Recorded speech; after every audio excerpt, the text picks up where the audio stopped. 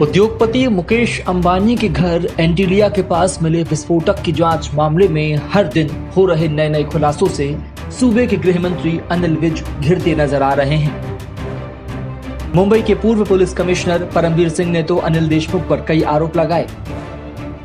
इन आरोपों के बाद माना जाने लगा कि किसी भी वक्त देशमुख की कुर्सी जा सकती है, लेकिन एनसीपी प्रमुख शरद पवार खुलकर देशमुख के समर्थन में खड़े हो गए हैं।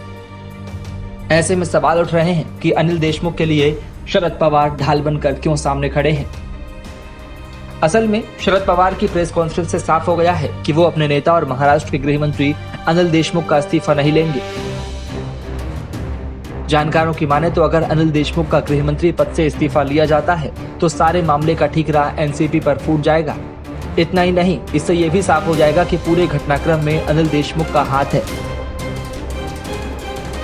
यही वजह है कि पवार खुद आगे आकर अनिल देशमुख का बचाव कर रहे हैं। साथ ही ये बताने की कोशिश कर रहे हैं कि पूरा मामला एक राजनीतिक साजिश है, जिसे बीजेपी परमवीर सिंह के साथ मिलकर कर रही है। यही वजह है कि पवार ने पूरे मामले को दूसरी तरफ मोड़ने की कोशिश की है। जानकार कहते हैं कि अनिल देशमुख महाराष्ट्र के विदर्भ इलाके से आते हैं। देवेंद्र फडणवीस सरकार के 5 साल की कार्यकाल छोड़ दिया जाए तो वे सभी सरकार में लगातार मंत्री बनते आ रहे हैं।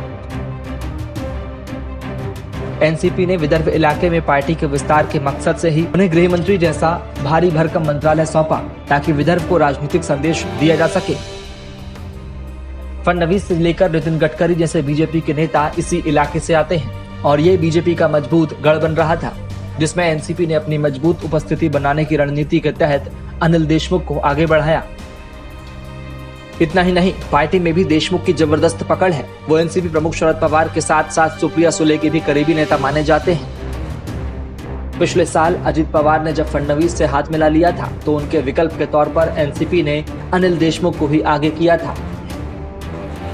इतना ही नहीं, डिप्टी सीएम के तौर पर भी देशमुख के नाम की खूब चर्चा चली थी, लेकिन अजित पवार की वापसी के बाद ये पद उन्हें नहीं मिल सका था। इसके बाद पवार ने उद्धव सरकार में देशमुख को गृह मंत्री का विभाग दिलाकर उन्हें खड़ा करने की कोशिश की, ताकि अजित पवार के सामने उनका कद कम ना लगे। कहा जाता है कि अनिल देशमुख शरद पवार से बिना पूछे कोई भी फैसला नहीं लेते।